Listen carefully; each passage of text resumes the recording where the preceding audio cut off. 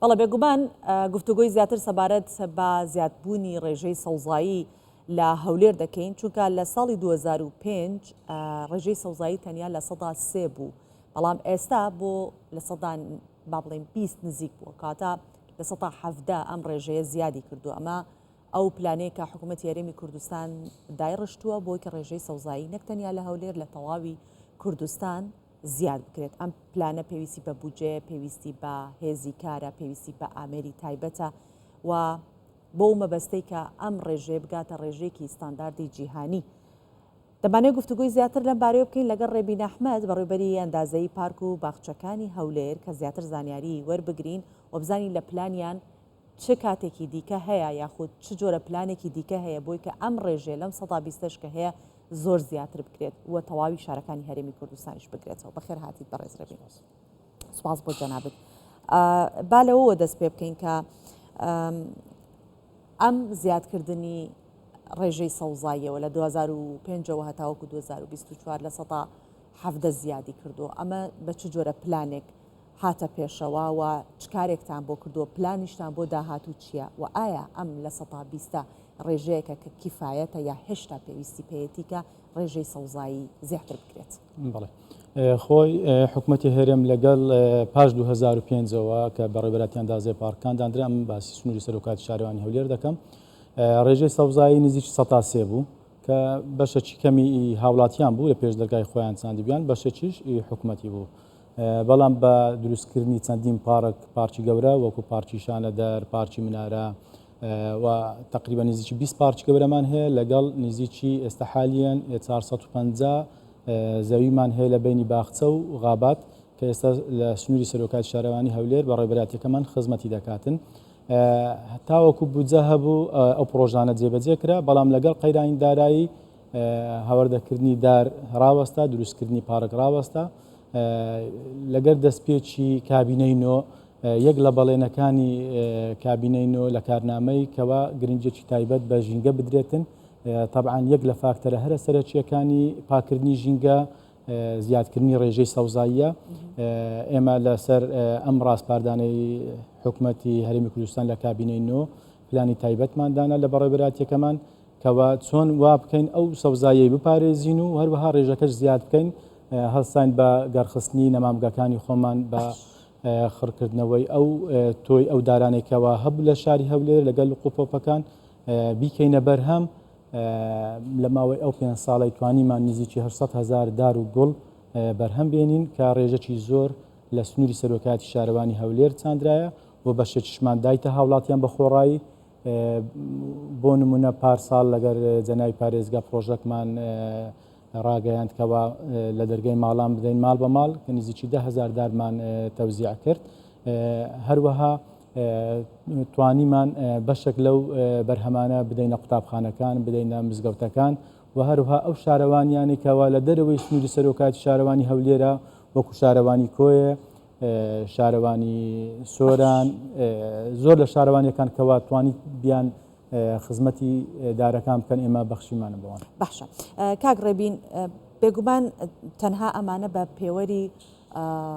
ڕووبەر باسمان لێوە کرد، ئەمە پێوەری دیکەشمان هەیە کە جیاوازی بکەین یاخود بەراورد بکەین لە بینی ساڵەکانی تر لە کاتێکا کە ئێمە نەمامگەمان نەبووە بەڵام ئێستا نەمامگەمان هەیە، لە کاتێکدا ڕێژەی دانیشتوان بە چ شێوەیە بۆ ئۆتۆمبیل جا خۆت زیاتر ڕوونکردنەوە بدەیت ئەو پێوەرانە چی بوون؟ ئێستا پێوەرەکان جیاوازی هەیە و کەمتر بوونەتەوە پێوەرانە یا زیاتری کردووە؟ ئەکەیت پێوەر زۆرە. بۆ نمونە ژمارەی دانیشتوان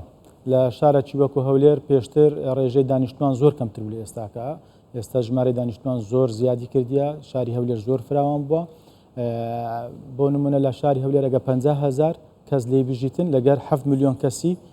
پێویستیان بە چەند سەوزایی ئەکەیت ژمارەی چەند زۆرتربی ئەوەندە پێویستیان بە سەوزایی. ئەوە یەک لە فاکتەرەکانە تەئسیر دەکات. کاتە لەگەڵ زۆربوونی ژمارەی دانیشتوان هەوڵی ئەوەش دراوە کە پێوەری یاخود ڕووبەری سەوزایی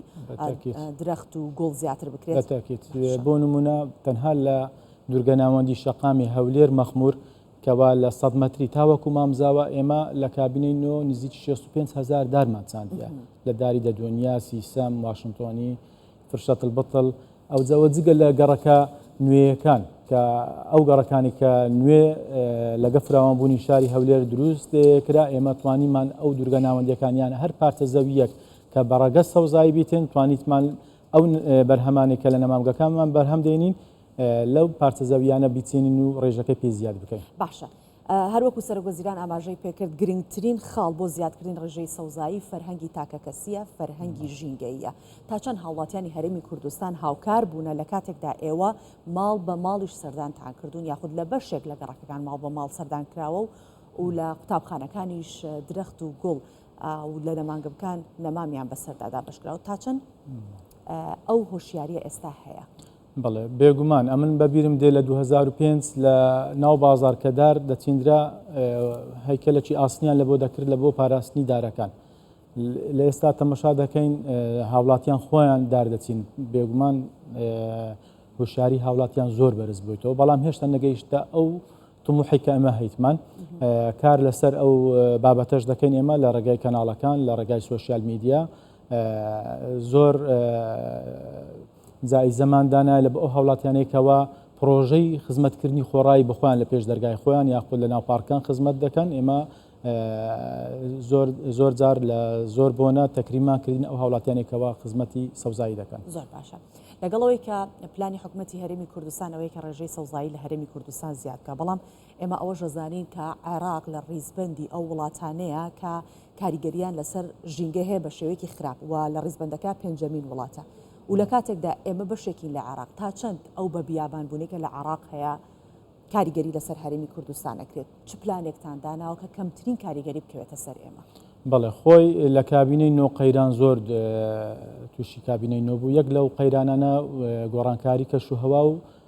قەیرانی وشکە ساڵی بوو بەڵام بە خۆشحاڵیەوە جەنابی سەرۆکی حکوومەت هاتنە سەرخەت لە بۆ بابەتی ڕێگریکردن لە وشکبوونی سەوزایی کەوە لە سەر بودجەی حکوومەتی هەرێم ساڵانە بودجەی تایبەت تەرخان دەکرێتن بە کرێگرتنی تانکەر چکە لە بیرمان نەچێتن ئێمە شاری هەولێر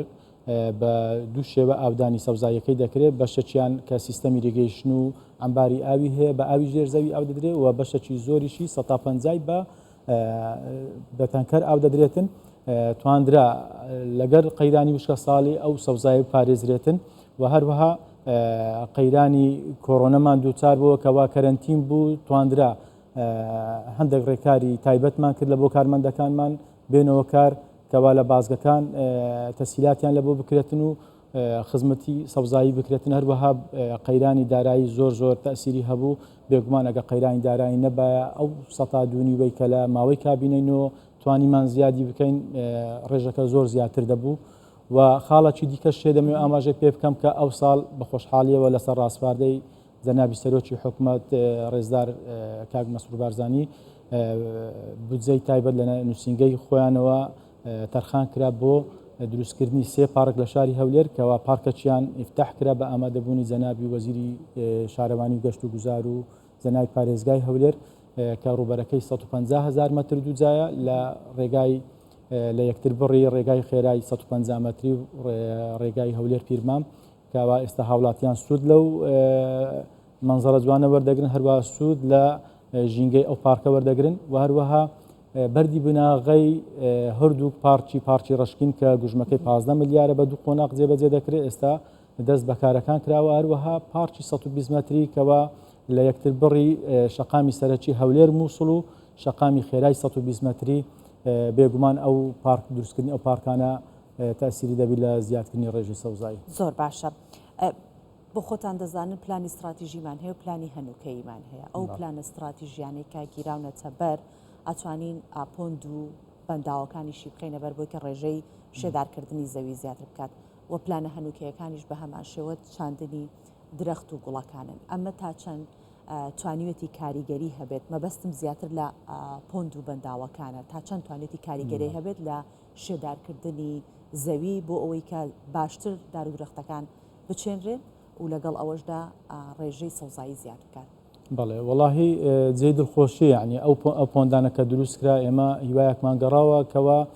بتوانین ڕێژەی سەوزایی زۆر زیاتر بکەین چونکە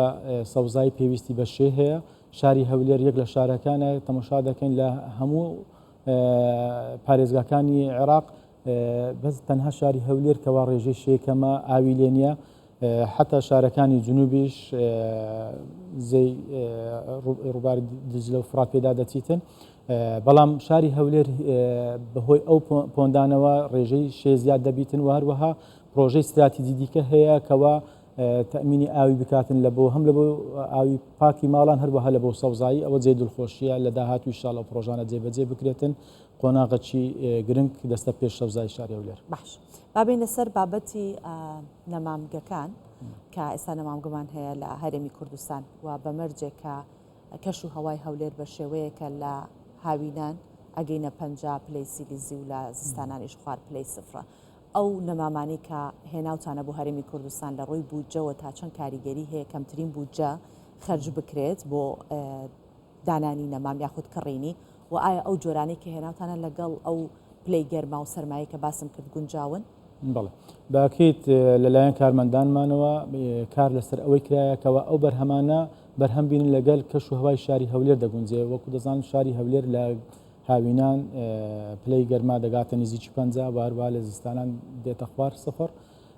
بۆیە ئەو نەمامانە ئەمە بەرهەم دێنین کەوا تەحمولی ئەو کەش و هەوایی بکاتن و هیچ بودجەیەکی تێناچی تەنها کرێی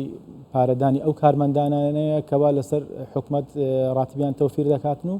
و کڕینی هەندێک چیس و لم و خۆڵە لە بۆیان تۆیەکان ئەمە لە دارەکانی دیکە خڕ دەکەینەوە بەرهەمی پێدەنین لە بۆ نمونە دار سیستەم کەوا زۆر گونجایە دار ئەلبیزیا دار سیدرا ئەو دارانێک کەوا سوودی زیاتر هەیە لە بۆ پاکردنەوەی ژینگە و هەروەها گەشەی زۆر سەریعە تەماشا دەکەین ئەو دارانێک کە لە ماوەی ئەو 5 ساڵی ڕوایە ئەوەی تەمەنی کە بیتە 5 ساڵ بەرزی نزیکی 7 متر 8 مترە بە شێوەیەکی دیار گۆڕانکاری کردێ لە کەش و هەوا. زۆر باشە کاگرەبین یەک پرسیاری دیکەمەوە ئەگەر بکرێت بە کورتی وەڵام بدەیتەوە هەر باسی ڕێژەی سەوزایی یەکەین کە ئەبە زیاد کرێت حکوومەتی هەرێمی کوردستان ئەبە زیادی بکات لێرەوە ئەو خانەوادانەی کە ئەو هاوڵاتیانی کە حەز بە بەخێوکردنی دار و درەختەکەن چۆن ئەتوانن لەو نەمامگانە سوود بەربگرن لە نرخە کەمتر لە شوێنەکانی دیکە وەرەگرێت و چۆن ئەتوانن بێن ئەو نەمامگانە و سوود لەو نەمامگەکانی تایبەت بە بەڕێوەبەراتیمان لە ماوەی 5 ساڵی هەر هاوڵاتیەک نەمامی ویست بێتن ئێمە بە خۆڕایی دایتمانێ و لە داهاتووشدا ئێمە هەم تەشجیع دەکەین هەم بە خۆڕایی دەدەین ئەو هاوڵاتیانەیەکەوە حەزیان لێبێتن ڕێژەی سەوزای زیاتر یا خزمەتی ژینگە بکەن. دەستەکان خۆش بێت ڕێبین ئەحمەد بەڕێوەبەری ئەندازەی پارک و باخچەکانی هەولێر دووبارە سپاس بۆ ئامادەبوونتان.